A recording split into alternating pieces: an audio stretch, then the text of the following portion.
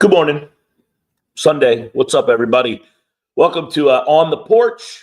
Normally, I sit outside on the porch, but it's a little chilly today, so I'm inside. But premise stays the same. We're on the porch talking about a couple quick things on a Sunday morning to get you ready for NFL Sunday. No Eagles today. Quick little lineup for today. This is what we got. Eagles make a trade yesterday. Jair Alexander. We'll talk about that.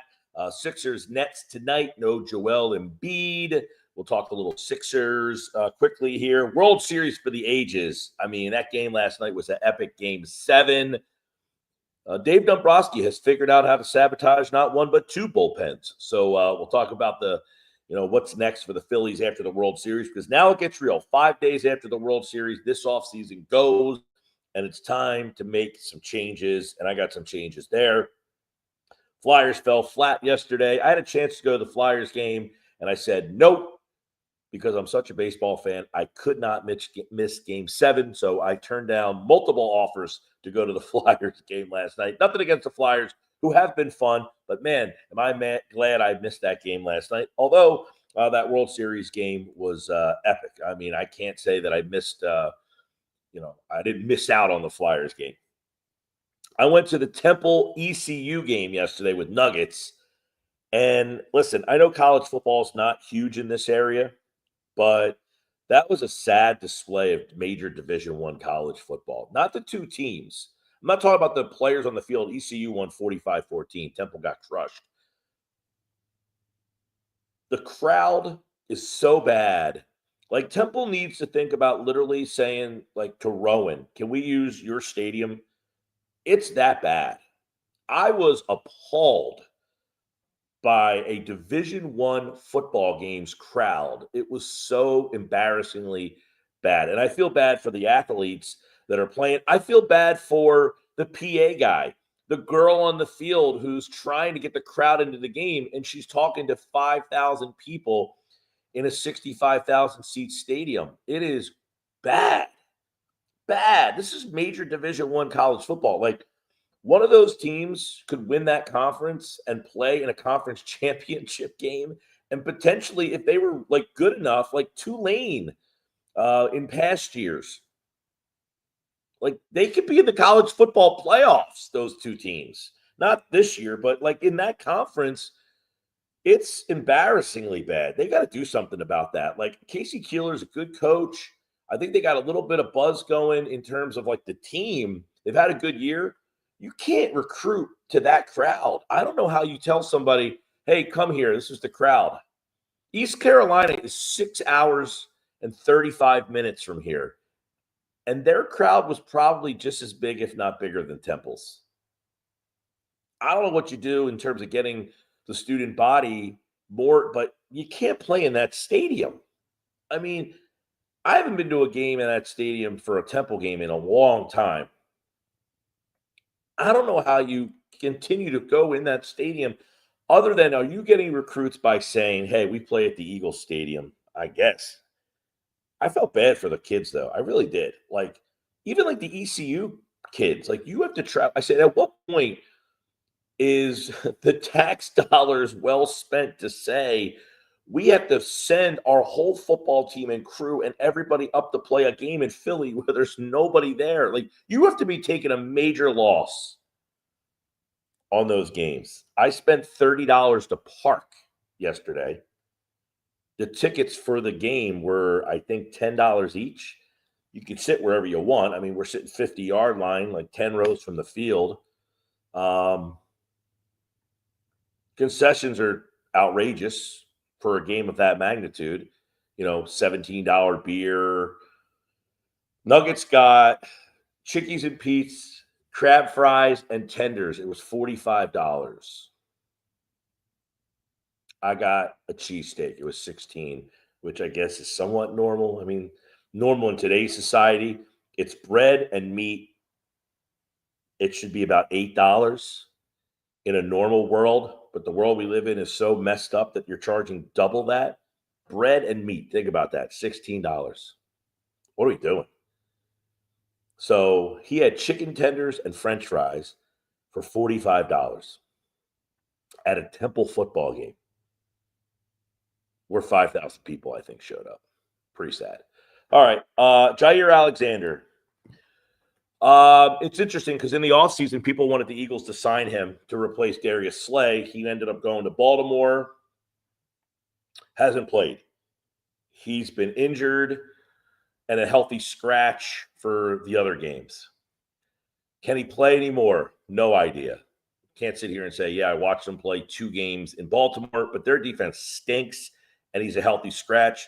I guess the narrative is Christian Parker, who's the Eagles defensive back coach, was his coach in Green Bay, and maybe he can kind of coach him up and maybe he's better than what you got. So now you've traded for 2 corners, really 3. If you go back to Ja'Cory and Bennett, Michael Carter, Jair Alexander. I think Bennett's probably still your best option. You play Bennett and Carter, maybe some inside stuff, and you bump Cooper to the outside. I don't really want to see Cooper play outside. I think he's really, really, really a factor in the role that he's in, but we'll see how this all shakes out. Jair Alexander, the value was worth it. I think he gave up a 6th-round pick. So if he can actually play, and he's been a player, he's been pretty good. The question is, Baltimore's defense is terrible. Why don't they use him? I think that speaks volumes there. So that's what we'll say on that. Eagles getting ready for Green Bay after this Sunday slate of games. You know, this is a big one. It's number 1 seed on the line here. Remember, the Eagles weren't the number 1 seed last year. Detroit was, and the Lions lost to Washington. So you got the home game. But don't take for granted being the number 2 or 3 seed this time around. Make sure that you can take care of what's in front of you by beating Green Bay this week and Detroit next week. Now you have the head-to-head matchups on those 2. So it's a big game in that aspect. We'll talk more about that all throughout the week. Don't forget, everybody, if you are watching the show right now on the X platform and on YouTube at Mike Gill Show, hit the like button, subscribe.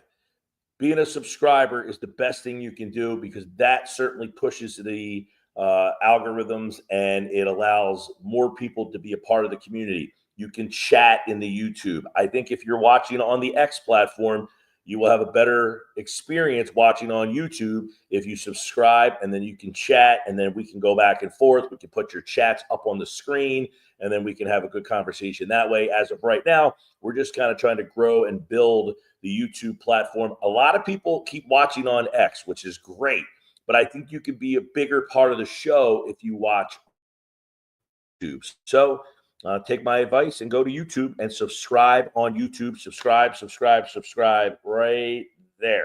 Bang. That's the YouTube thing. Okay. No Embiid tonight. They're playing the Nets, who stink. This Embiid thing is going to be fluid throughout the course of at least, I think, the first half of the year, up to about the All-Star break. He played okay the other night. His movement's not great. I'm not judging him by his movement in the first half of the year. I think the fact that he's out there running up and down, he's a part of the offense in some capacity. I think they're trying to build an offense around Maxey and the guards and have Embiid just kind of fit into that so that everything is not so dependent on Embiid.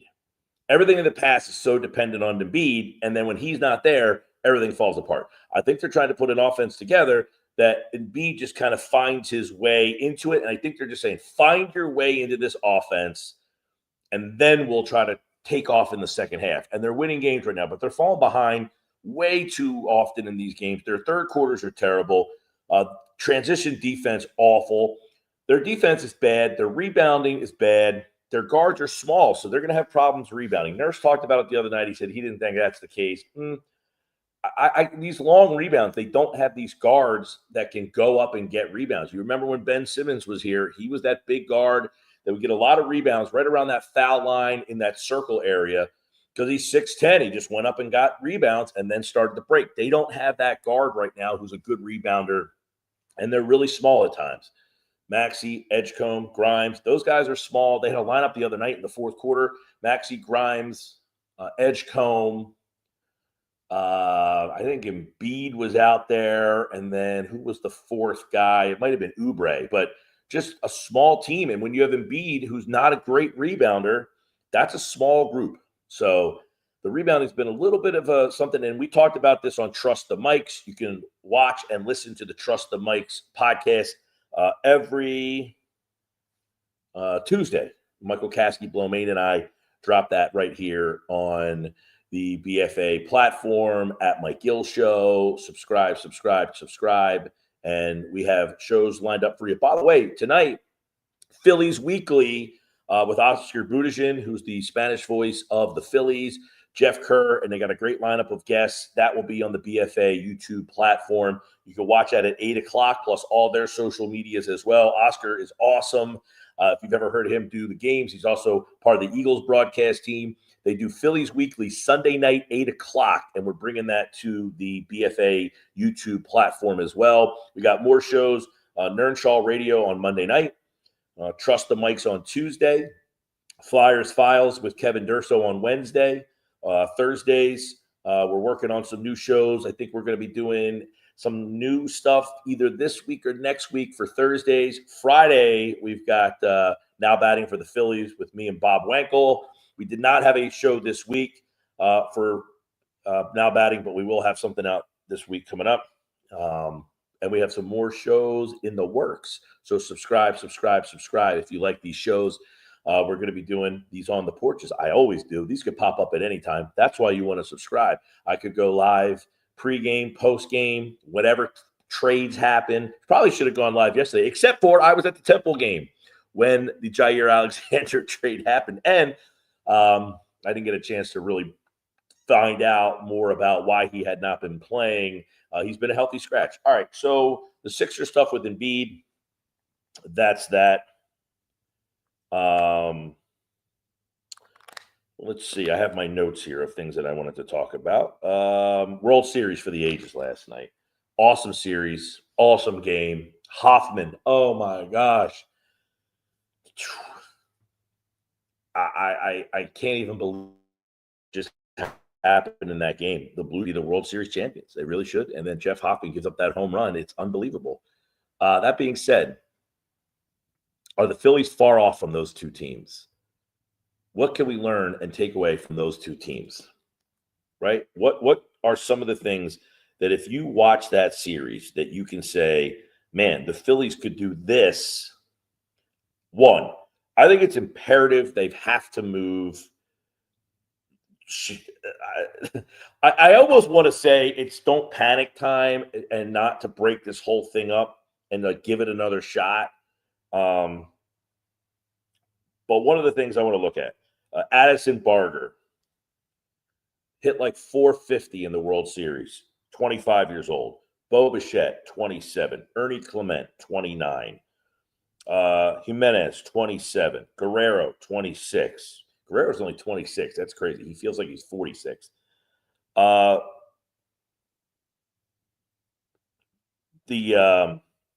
guys they're counting on are a lot younger than the Phillies.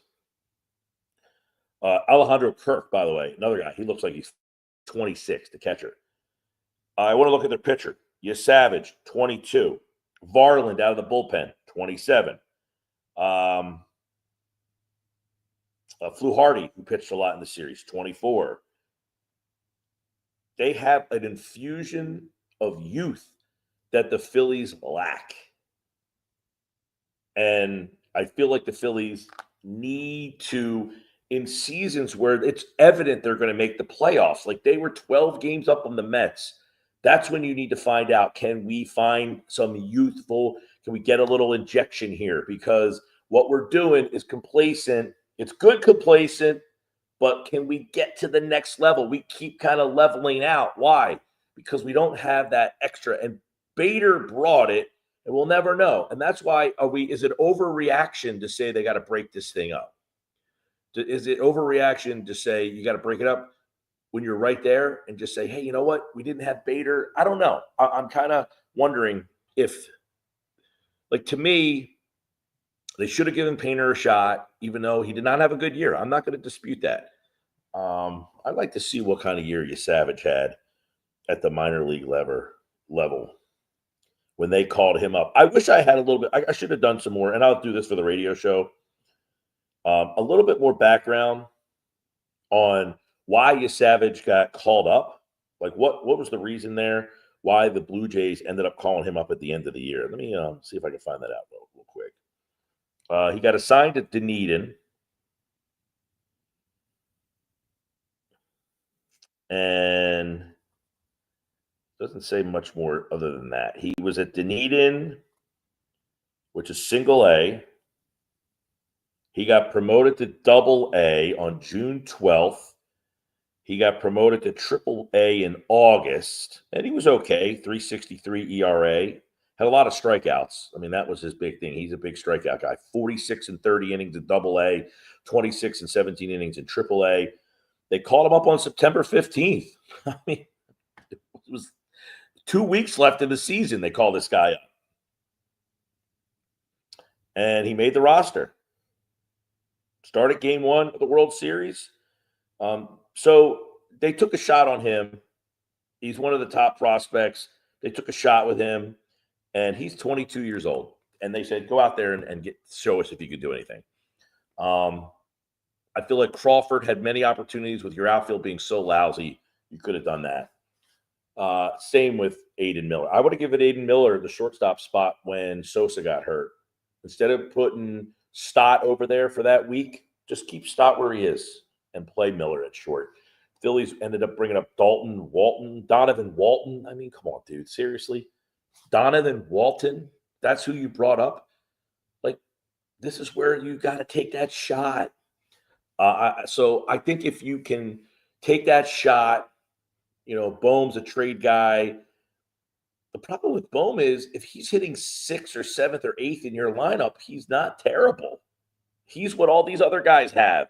A guy at the bottom of the lineup hitting 280 with 15 home runs, and he drives the ball in, it runs in. I mean, if you have that guy hitting 7, 8, or 9 or 6, 7, 8, that's what these Ernie Clements are. Ernie Clements not a 30 home run third baseman.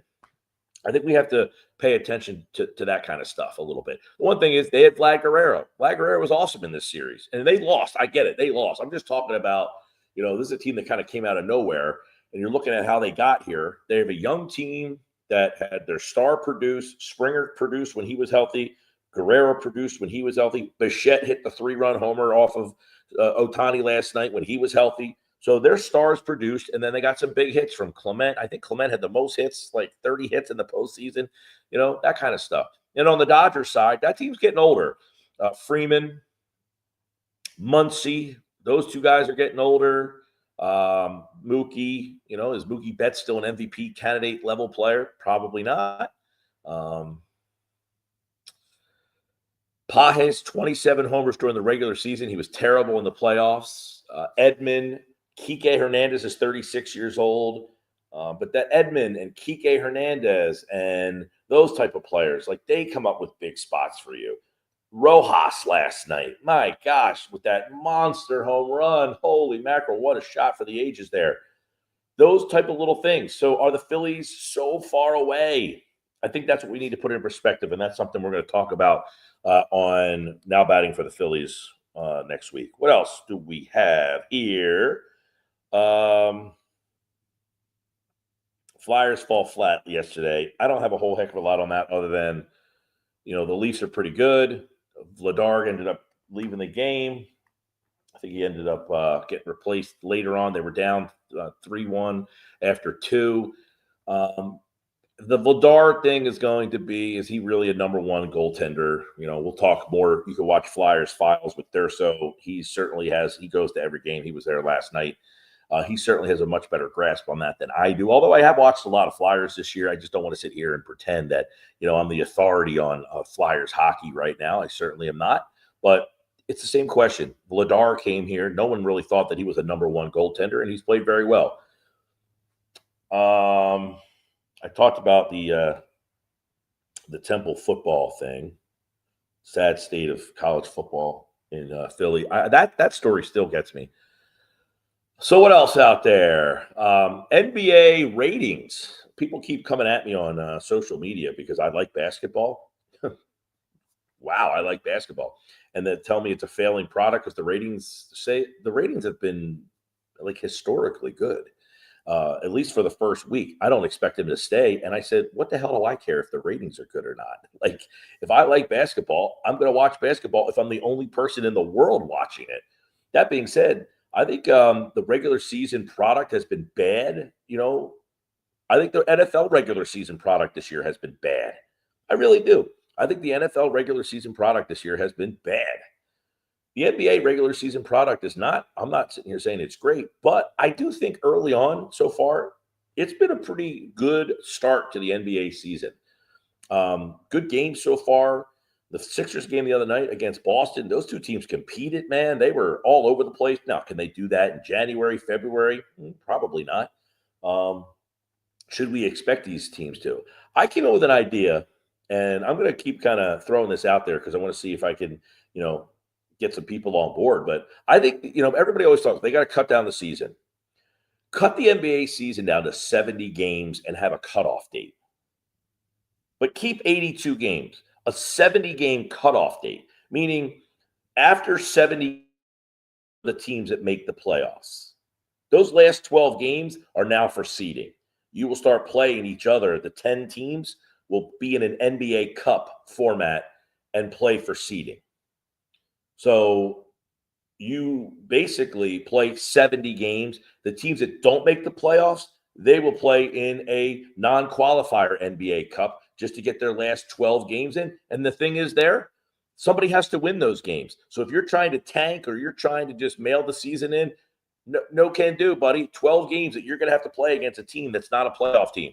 So the non-playoff teams are all playing against each other the last 12 games, and all the playoff teams are all playing against each other the last 12 games. And then after 82, whatever those seedings are. So after 70, that's the cutoff date. Those 20 teams, 10 from the West, 10 from the East, they will play against each other in a quote-unquote NBA Cup. And the NBA Cup is just the 10 playoff teams on each side, so 20 in total. And they play against each other for seeding. I think that's a great way to make it make less regular season games so that the regular season matters more, and make those last 12 games of the season matter even more because they're all for seeding. And then the teams that aren't trying to win or are out of the playoffs, they all have to play each other. Now, you can make it for the lottery. You can make it for first overall pick, whatever you want to do. That could be workshopped. But I think cutting it down to 70 games and making that a cutoff date, and then the last 12 games to get to 82, all those games go for seeding. In other words, let's say after 70 games, your record is 40-30, and you are the 9 seed. Well, you have 12 games left to improve on 40-30. So maybe you end the season on a 12-game win streak, and you're 52-30 at the end of the year.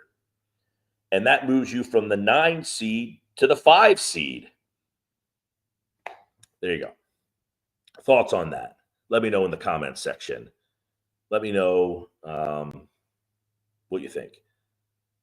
All right, we have a couple more minutes to go here. I see people climbing in on X platform, YouTube, at Mike Gill Show. Subscribe, like, at BFA Live Sports. Make sure you check that out. And don't forget tonight, Phillies Weekly will air at 8 o'clock on the BFA channel. You can check that out right here on if you're watching on the BFA YouTube. We will have the BFA, we'll have the Phillies Weekly Show with Oscar, Jeff Kerr, and they got some great guests tonight. So check that out. Who is actually check out who the guests are tonight for Oscar and the crew. It's a good show. I've talked to Oscar and Jeff last week, and I'm really excited about having that show over on the platform, which here we go.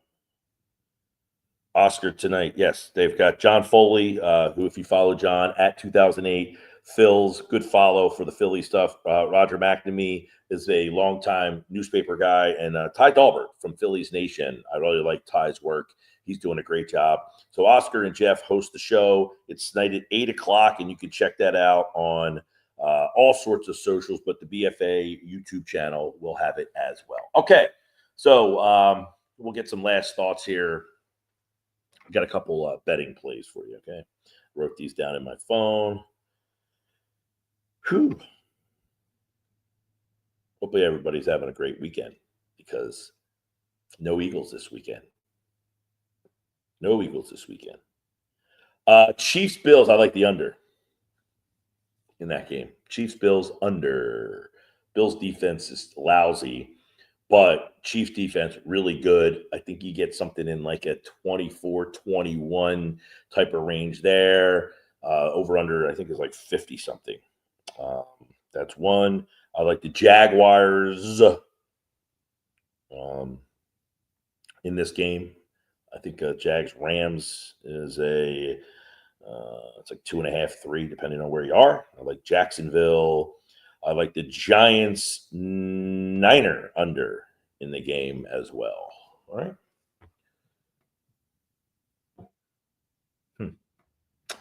So how about the, by the way, a couple brewery nuggets for you.